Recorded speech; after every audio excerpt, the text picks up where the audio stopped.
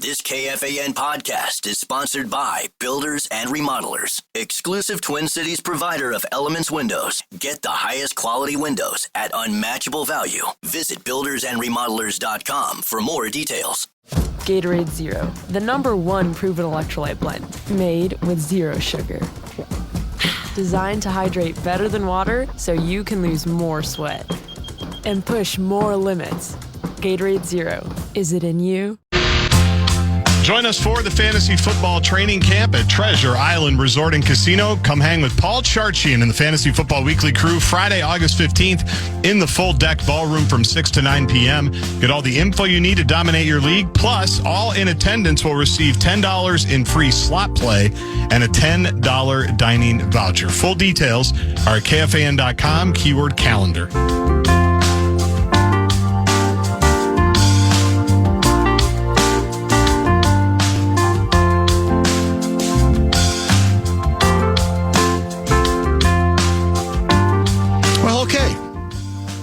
We're back in the Bumper to Bumper program. Lots of texts have come in. Some, a lot of people commenting on our discussion with Christine Brennan on her new Caitlin Clark book and the larger implications, in which Brennan herself has become part of the story, right? She has become the lightning rod figure. And when you're in the newspaper business, or you're in, which she has been, and the book business, it's not a comfortable feeling. And if we'd had more time, we probably could have gotten into that part of the subject as well. Because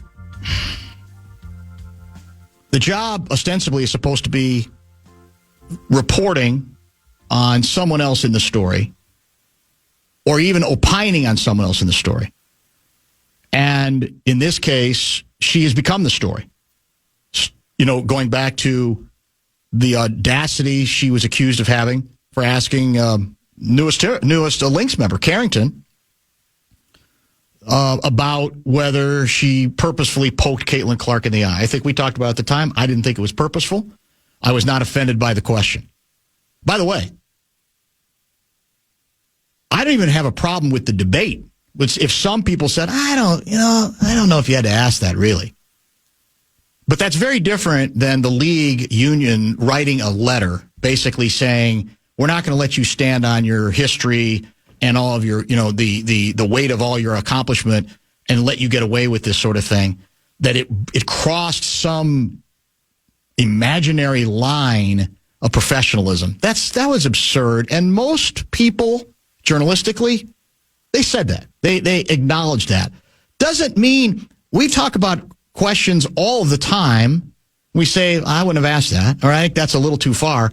But that's very different than the sort of World War III that broke out as a result of that deal. Now, as I said, when you get involved in the story, whether you want to be or not, there's the question of, how far do you go? And can people trust you any longer objectively if you're the one now being brought into the middle of it? The answer is you make your own decisions. This isn't difficult, I don't think. I don't have to agree. I think most people listening to this show knows that we often have guests on in which I let them go. There may be times I push back. Sometimes I do, sometimes I don't. Frankly, a lot of the reason I didn't push back is I agree with her on a lot of this stuff. I'm sorry. I could lie and pretend I don't, but I do. But does it mean I agree with every assertion that she made? Probably not. But I will say, and maybe I'm too close to this because I've been in this position, certainly back when I was a newspaper columnist. You have a right to defend yourself when your integrity gets questioned. And look, ultimately, maybe it's best that somebody else then does the exploration on who's telling the truth, who's lying, et cetera, et cetera. But it's easy to tell people, well, you're supposed to be above this. You're supposed to be the journalist. If you get hammered, you have a right to respond, just as Cheryl Reeve obviously has a right to respond as well and is largely chosen in this case not to. Now, maybe that'll change with this. I have absolutely no idea. I mean, I've said this before, that it's been a year since we've had Reeve on. Last May. And And the circumstance was that at that moment, the team was hot. She reached out to me, which we have over the years, we've DM'd back and forth. We've had a good working relationship. I have great respect for many aspects of what Cheryl Reeve has accomplished in her career. That's beyond doubt. But the timing was she wanted to talk about the team. I said, that's fine. You're hot. We're probably overdue. Let's do it. But I also said, I can't. This is all off air. I got to be honest with you. This was still when there was an open question about Clark, correct? The Olympic stuff was still happening. And I said, I got to ask you about it. Now, did I, in all honesty, expect she was going to cut open a vein on it? No. But journalistically, I feel like I can't run from it because of the timing. And she said, I can't get into that, or I won't get into that. I don't remember the exact words that she used. And I don't even know if I responded. If I did, it was like, well, I can't, we just can't do this. And so that's never been cleared up, right? And that's sort of part of the problem now is I almost feel like the decks need to be cleared again. And I don't know if she has any interest in that. She may say, I got a team to coach. I don't want this. Going down this road does not help me. In the interim, this book gets written. It's selling well. It's raising a series of important subjects that we've explored early and often on this show that have nothing to do with Christine Brennan. Nothing. That I just think we happen to agree on just how poorly managed this league is when it comes to getting them to understand, players especially, the messy nature of crossing over. That's going to involve potentially some uncomfortable stuff. Doesn't mean you have a right to feel abused, right? You have every right to fire back. But that in this context, we quoted the quote she mentioned from the former Sun-Times writer is the perfect quote. Costabile is her name. She used to be at the Sun-Times. I think she's moved. Early on covering the beat, I experienced a sense of being protective of the players because I saw firsthand how disrespected the sport was collectively. I thought respecting the sport and the players meant being protective over being fair. I was wrong. Respecting women's sports doesn't mean we should cover the league in a soft manner. These women are athletes, the ultimate competitors, and they deserve the same coverage, including critical coverage, that we give to all sports. That's the mark of true equality. Sometimes when we have these conversations about coverage of the WNBA, you have to ask, are we treating it as a sport or as a charity? That's distilling this whole concept to an essence. And the Clark coverage and treatment is all a piece of this. So again, yeah, she now is in the middle of it because she has written so much about it and has been so vocal about it. But I don't think that means she doesn't have a right to defend herself. Does that mean she probably has lost some objectivity? Sure. There's no question about that. Cheryl Reeve's not objective. None of us are objective about whatever we think our viewpoints are. But I don't think that means she's supposed to sort of, well, she's crossing some kind of a journalistic line here. I don't know. Let's get caught up because we're behind. We got Seifert at 4:30. I want to ask you a couple questions regarding one text we got. Get your reaction to our discussion. Gatorade Zero, the #1 proven electrolyte blend, made with zero sugar. Designed to hydrate better than water so you can lose more sweat and push more limits. Gatorade Zero. Is it in you? Discussion as well. Stay. Vikings football's back. You can come find our Mall of America street team each day at Vikings Training Camp. Find out how you could win awesome prizes, including Mall of America mystery cards or tickets to an upcoming Vikings game. Full details are at KFAN.com, keyword calendar. Dan, I'm a middle-aged white man. I'm not invested in a particular outcome regarding this brouhaha about the WNBA. I listened to both the Sarah Spain and Christine Brennan conversations you had with them on your show. In my opinion, Brennan came across as confident, certainly, but also professional and likable. Sarah Spain, not so much. It's interesting because I would say I enjoyed both the discussions. Me too. And similar that there's a number of things I didn't agree with Sarah Spain, but didn't always think it was necessary to insinuate myself into it or to push back. So it's back to, they obviously have very different opinions, Spain and Brennan, about this story and how to cover it and what's fair and what isn't. But I'm just glad, that we had them both on. But the idea that we're sort of forced to agree or we have to push back on everything we disagree with regarding either of them, I don't know that I get. Now, I want to get your reaction from, this was Mark Rosen, Mark Rosen's cat guy. Where the hell did it go? The only part of the interview I took umbrage with was her portraying Clark as a school child being bullied by Reeves. Clark is an adult and a global superstar. She doesn't need anyone protecting her online, from Cheryl Reeve. I have two thoughts on that, and I want to get your view on it. I wouldn't have called it that, but I will say, if we're fair about it, that is a term that when it comes to relationships between coaches and players now, or a coach and a would-be player, we hear that term more than we ever did before. Once upon a time, it was laughed at, but we actually do hear it. I wouldn't have chosen that. I think the point she was making was Reeve is in the position of power in a situation where, as global as Caitlin Clark is, she's at her mercy. She can't put herself on the Olympic team. Exactly, yeah. And at the mercy of the committee as well. Now, as we both talked about at the time, I thought more than you that she should have been on the team, but I wasn't religious about it. I wasn't like, there's no possible way you can't have her on this team.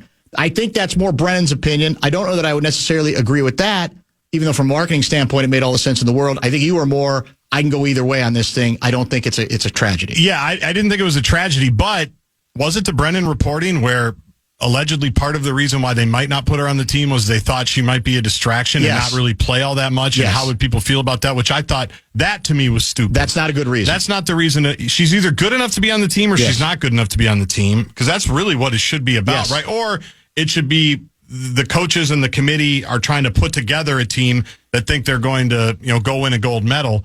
So I did not think it was the tragedy that a lot of people did, but that reporting, number one, and just the reaction after, this all should have been done in May of 2024. That's the frustrating part, I think. Should have been put to bed. Easily. And it's not put to bed because no one has been willing to actually talk about it beyond little, like 2-sentence comments. And that's what I just don't understand, because the attention span of the country and the world, we move on to the next thing. In crisis management, not that this is a crisis, but get out there and say, because even with Reeve, remember, it took at the end of the season last year, she finally started talking about some stuff about not really being ready. We didn't really predict, we didn't really project, talking about the league. We weren't quite ready for what was going to happen. Caitlin's had an incredible impact. I think it was the Maya Moore game that Chris Brennan just talked about. Was that she gave a ridiculously good answer about Caitlin Clark. That's all she had to say back in May, and then this never would have been a problem ever. I think that's why it's frustrating, is because it all seems so self-inflicted, the damage that's been done, not just locally, but to the WNBA in general with how they've handled the Clark thing. It just feels so self-inflicted and avoidable, and it's never really been put to bed. Let me give you another example of a self-inflicted wound. And we didn't even get to this with Brennan, but she's written about it before. The commissioner of the WNBA, not surprisingly, was asked by Chris Brennan several times during the course of writing this book to sit for an interview or do a phone interview, whatever. She never would. It's crazy. That's what else do you honestly need to know about, like you say, that like you're running from something, you're hiding something, you're afraid of something, and that's what keeps that's the kind of nonsense that keeps the story alive. If you're the commissioner and part of your mission is concern that the rest of the league deserve to get to this place before Clark and hasn't, you can use that opportunity to make that part of your mission if it's that important to you. But name me another commissioner that's going to say, no, not going to talk about it. It's as big an indictment as there is, because you're in control of what you say. No matter what Brennan asks, you can bring things to the table that if you think Brennan's got an agenda, you can attempt to steer it. The fact that you literally won't come to the phone or you won't have that interview, and so all this stuff now is getting a second life because the book was published in July, obviously, right? Yes. And my guess is once she starts playing again, it's gonna rev up a little bit more, especially if there's anything else that happens on the court. Did I see a quote the other day even from Gino? Was there a quote the other day from Gino basically saying, I don't get when she's played the level of physicality that she has to deal with? I thought I saw a quote from Gino finally sort of saying, I get it. New kid on the block. You want to challenge her because obviously you're competitive. That's what you want to do. But that something feels different there because in the beginning, of course, Gino was in the group, the UConn group, and I think that was more about UConn than Clark, right? Which was sort of like, oh, you know what? You think she's going to come over here and take over the league? Well, you have so much to learn here. She's going to have so much to learn here. It's not even funny. And I thought recently there was something in which he kind of brought that to the forefront. I'll look for that maybe during the break. Anything else you wanted before? We're a little late, but Seifert can wait a minute or two. No. What else? Anything else out of the discussion? Just the overarching theme that we've talked about from last summer. They weren't prepared for the phenomenon, and they didn't. I thought the person that she talked to about make sure your players are ready for this, and they just clearly weren't ready. And I don't know how, because I've told you this before. I watched it go from my 3 years doing, and I did 1 or 2 Iowa games a year, but watching the Clark phenomenon go from a cool thing in Iowa in real time to a pretty cool thing in the Midwest to all of a sudden she's the biggest star in the entire sports world, being on Saturday Night Live. Like, to not see that coming, to look at the lines in the Skyway at Target Center for the Big Ten tournament, or like Brennan said, any Big Ten arena that had general admission seats and people were waiting hours before, to not understand that this was going to be a thing that was going to have to be discussed and dealt with. And Reva said that as well. She said that. I just watched something that Dawn Mitchell did with her and Carly Knox, the president of the Lynx, and they said we were not ready for that. Like the league was not ready to capitalize on that moment, and they're right. So to me, it's nothing new. Yeah, but they contributed to that. Of course, that's the irony. They're acting like it didn't just happen in a vacuum. They contributed to making it harder than it needed to be. There was a quote also in the book where Brennan, I think it was Brennan, it could have been someone else, talking to somebody in league offices about what was coming. Right? Yes. And that's right. The person, anonymous person, says something like, "Oh no, we get it. It's like we had Maya Moore in this league. We kind of know." Right. And you're going, no. You don't get it. This isn't about comparing quality of player. Right. This is about phenomenon. This is about a crossover star. Whether it should have been Maya or not, it's not going to be Maya. We can talk about, and we have talked about the racial implications of that. But that showed, again, how unprepared the league was to take full advantage of what was still, I think, is a remarkable opportunity. We'll switch the subject to professional football. Are the Vikings going to be forced to win the Super Bowl 10-3? Our next guest, Kevin Seifert, will answer that question and more next. Gatorade Zero, the #1 proven electrolyte blend, made with zero sugar. Designed to hydrate better than water so you can lose more sweat and push more limits. Gatorade Zero. Is it in you?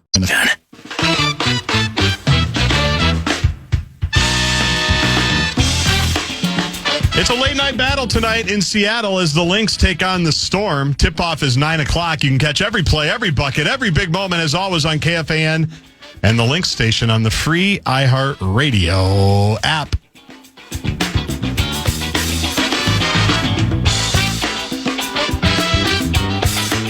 "18 hours ago, our next guest tweeted this. Generally speaking, when I see a quarterback take off from the pocket, that means the defense won the down." And there was a lot of that tonight. Did you see the game? At the Vikings full pads night scrimmage, to which I say, once a shock jock, always a shock jock. I didn't cast blame. I tried to be positive, Dan, and say the defense won. I didn't say the offense lost. That's how I've changed over the years. In the old days, I would have said the offense lost. I see. Once again. All right. So I said earlier, I want to know the fewest number of points that won a Super Bowl. And Garcia reminded me, it wasn't that long ago. Was it 13? Did you say? Yes, Patriots beat the Rams. So are we going to have to count on winning 10-3 in the Super Bowl? Well, if that's what it takes, the theme of this season, as Kwesi Adolfo-Mensah said prior to training camp, was to build a team that could fight any way possible. That's true. I'm probably misrepresenting exactly how he said it, but that's basically what he wanted, was a team that can win in whatever way is called for on that given day. All right. So again, it seems as if the theme has been fairly recurring that the defense is winning more. A couple people have said to me, well, that's the nature of training camp a lot of places, so we shouldn't be totally surprised by that. Let's try to break it down a little more specifically. In terms of the offense struggling, if you want to put it more negatively that way, is it more simply ain't no protection right now? For whatever the reason, there ain't no protection. Or is it, well, the quarterbacks just, they're not being very accurate right now. They don't seem to be processing things right now. How would you break down what you've seen in that regard in camp in total so far? So the most frequent reason, as far as my amateur eyes and reporting ability can ascertain, for the downs of the defense is winning, is usually that the guys up front are beating the offensive guys up front. We know that the Vikings signed 2 big-time defensive tackles in Jonathan Allen and Javon Hargrave, and those guys, when they've been in, have been really dominant at exactly what you would want from if you were a Vikings defensive coach or fan. And the offense, they also signed a bunch of guys, but they have Will Fries in particular, the new right guard, has been working his way back and had, until recently hadn't been playing every rep. Christian Darrisaw is just starting to come back. Ryan Kelly has been in and out of the lineup at center. And so, more often than not, what I'm seeing is that the play is going south pretty quickly because of that protection. And when quarterbacks take off, sometimes it's because of a lack of protection. Sometimes it's because nobody's open. Sometimes it's because somebody ran a wrong route. Sometimes it's because the quarterback didn't process fast enough. But those are a lot of different options in terms of how things can break down. But for the most part, more often than not, it's because of the first thing you mentioned, is that the defensive front has been pretty dominant so far. And refresh my memory on this. When we're in, a controlled scrimmaging kind of a situation, we're not. I thought B-Flow doesn't blitz on that occasion. Am I right, or is that wrong? Oh, he blitzes. The only time he's not blitzing, I think, is if you're in the red zone. Maybe that's what I was thinking of. Drill. Okay. Yeah, and so you're trying to. And obviously, if it's 7-on-7, there's no line out there at all. But in the red zone, you're obviously trying. There's a premium on assignments and being precise with throws and routes, and so. I think that you don't see a whole lot of, if any, blitzing in those situations, but very much so when it's just kind of standard 11-on-11, either whether it's a 2-minute drill or just running plays against each other or what have you. There's very much there's a lot of different rushes coming the way of the quarterback. Yeah. All right. Fair enough. Is it pretty much, is it too early to say that your guy Okudah is going to be our third cornerback? It's too early to say right now, but that's the way it's basically gone up until now. They have 2 guys that have primarily been the top 2 guys in Byron Murphy and Zay Rogers, and then the next guy has more often than not been Jeff Okudah. I think Mekhi Blackman's gotten a little bit of run there. And they've got a few other guys in camp that they're trying to take a look at. But if you were to say right now who's the third cornerback, he is. And O'Connell talked very recently about having a very specific role in mind for Okudah. He's pretty big, and he's very physical and strong and knows how to play press coverage. And so whether O'Connell's directly referring to the times when they're going to want that type of coverage, or the times when they play a receiver that they feel like is particularly vulnerable to that kind of coverage, that they would, that's where they are sort of envisioning him. And so I envision him having a significant role right now, unless he really drops off or has a health issue. But whether that means he's every single time that there's a third cornerback necessary to bring on the field, that's him every time, that I'm not certain yet.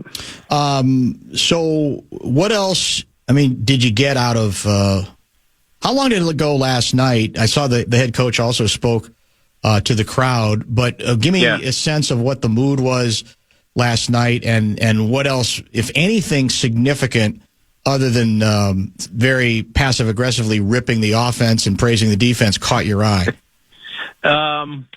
It went about 2 hours. I would say it actually was a little bit less intense than the Saturday full pads practice, where we had a couple of scuffles and we had people. We don't like fights, do we?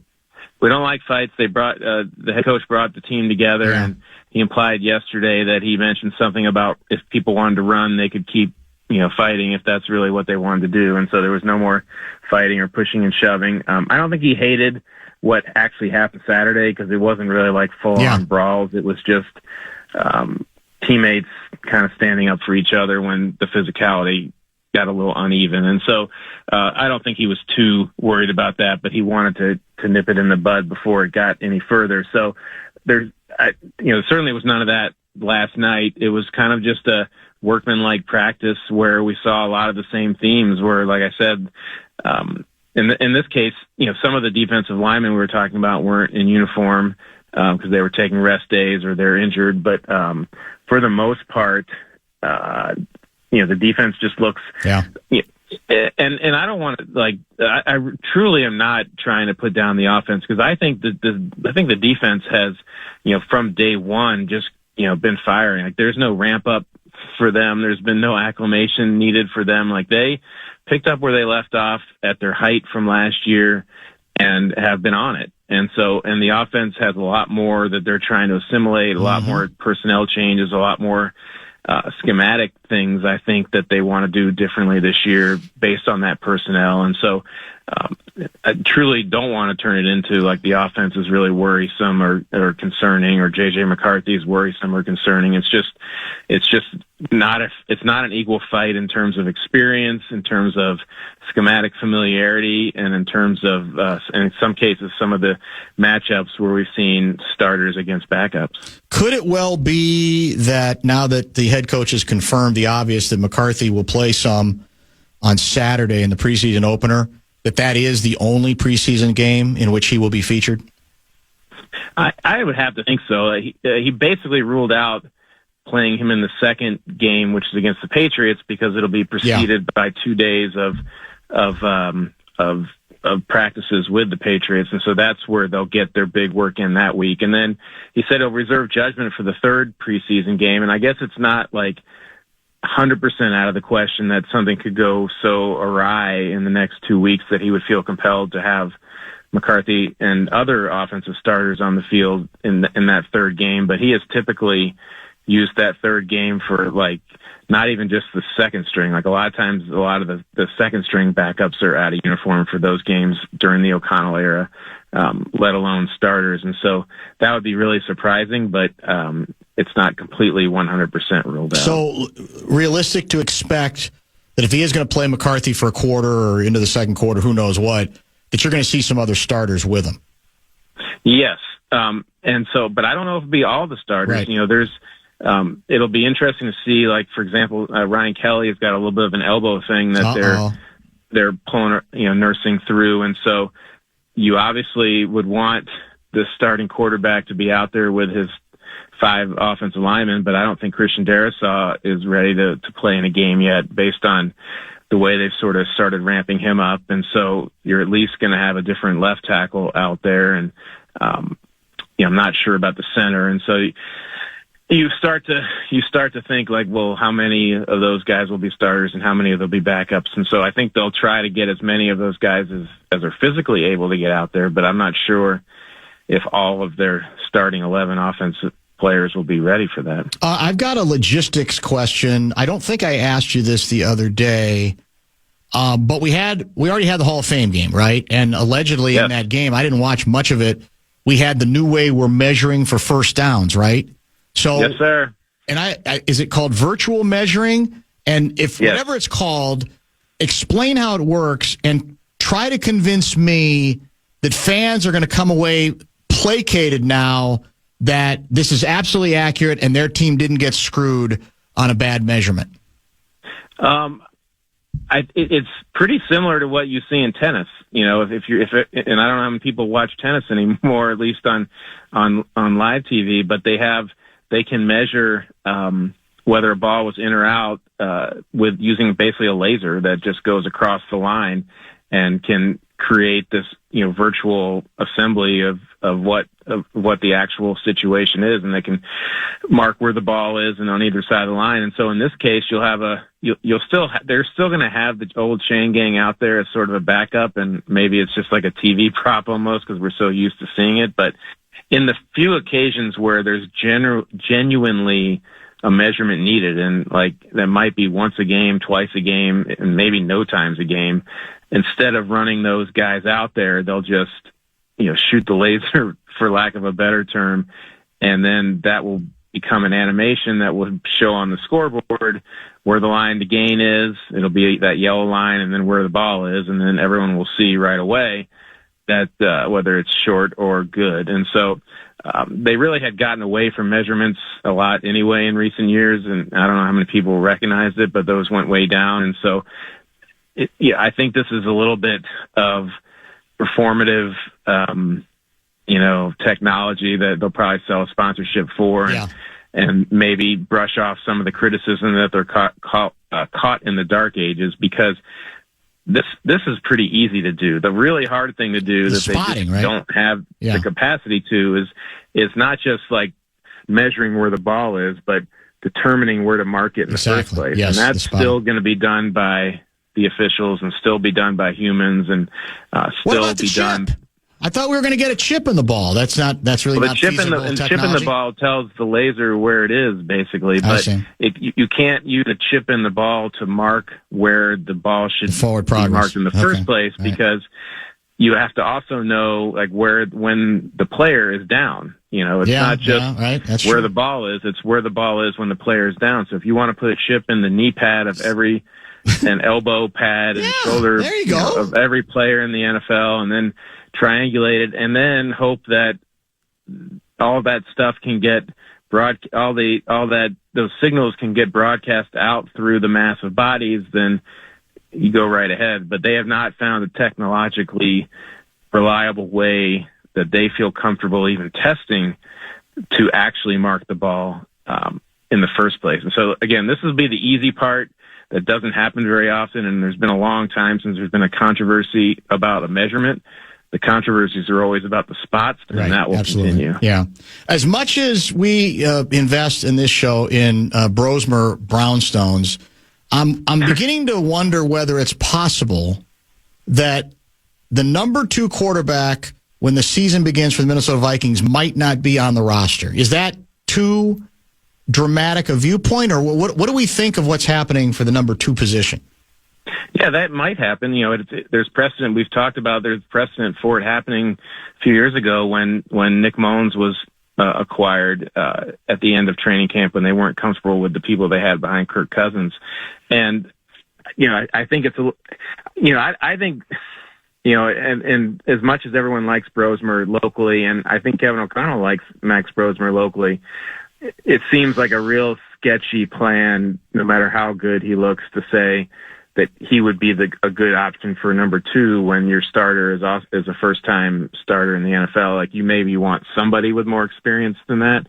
I think he's probably got a future with the team as a backup at least, but I don't know about this year at number 2. But, Sam Howell, O'Connell made a very stark point that basically he had never played in an offense that's anything close to what they run here. And so it's almost like starting over. A lot of the people who have come in here over the past few years have at least had experience with the 49ers or the Rams or somebody that runs a version of and has a head start in the way Kevin O'Connell runs things, and Sam Howell didn't. And so it sounds as though it's been a pretty steep climb for him, and the performance, certainly you see some throws that are pretty good, and then you see a lot that aren't, or you see a lot of times when there just aren't throws at all, like we started off the segment with in terms of just taking off and running. And so that's not always his fault, but you see it a lot. And I would say it's very much an open question right now who the backup will be. It could end up being Brett Rippon, who was the number 3 last year, or maybe they go out and get somebody else. But I'd say whether that comes from outside, inside, I just say that it's a very unsettled situation, and there's enough time for someone to grab hold of it, and there's enough time for them to go out and find somebody else to do it too.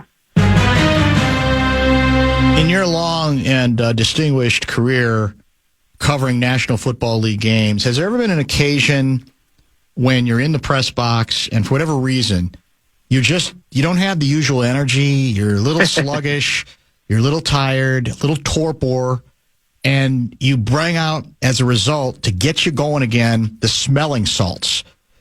Have you ever considered that? Because I'm told the NFL is now saying no more. There's now officially a ban on smelling salts. What are in those? I think ammonia, and it's over. The smelling salts era of the National Football League is apparently in the rearview mirror.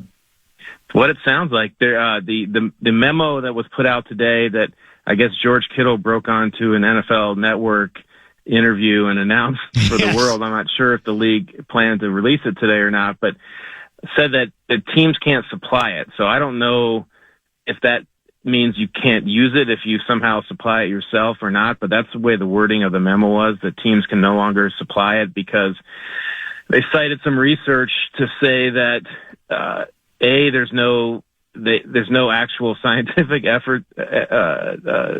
evidence that taking a smelling salt will increase your mental acuity, I think is the way they put it. And then there's also indications that sometimes it can make it harder to diagnose a concussion or some other kind of brain injury when you're hopped up on one of those things, I guess. And so I myself have never used one in a press box. I can't say I've never, out of curiosity, used one to see what it was like. It was pretty painful, and I don't know that I'll do it again. But I certainly understand, why NFL players have wanted to use it, and it's another vestige of a time when people would quote unquote get their bell rung, shake it off, and need them to. So, it sort of aligns with the work the NFL has done to try to be a little bit more modern about how they treat brain injuries. And if you're taking a smelling salt to snap yourself back into a sensible place, and that makes it harder to realize that somebody had a concussion, you're setting yourself up for more and significant brain damage or brain injuries after that. And so I can certainly see that, and they would also not even want to see people doing it on TV, which we've seen before too. We've seen coaches use them before. Yes. We've seen a head coach in this very market use one on TV, and just for his own extra energy, I guess. And so I can see why the NFL, from a performative standpoint and also from a diagnostic standpoint, would like to move away from those. We'll see you Thursday at training camp, then we'll see you Saturday at the big preseason opener. I can't wait. All right. I look forward to seeing you at the game. Thank you, Seifert. Okay. I don't think Seifert believes me, and he probably shouldn't. Top of the hour break coming up. We are, I believe, guest-free the rest of this program. A lot to digest from earlier in the show. A lot of texts left over, reacting to our discussion with Christine Brennan for sure. Top five will include what? Twins, Vikings, Lynx, and one backup quarterback option for the Vikings off the board. Gatorade Zero, the #1 proven electrolyte blend, made with zero sugar. Designed to hydrate better than water so you can lose more sweat and push more limits. Gatorade Zero. Is it in you?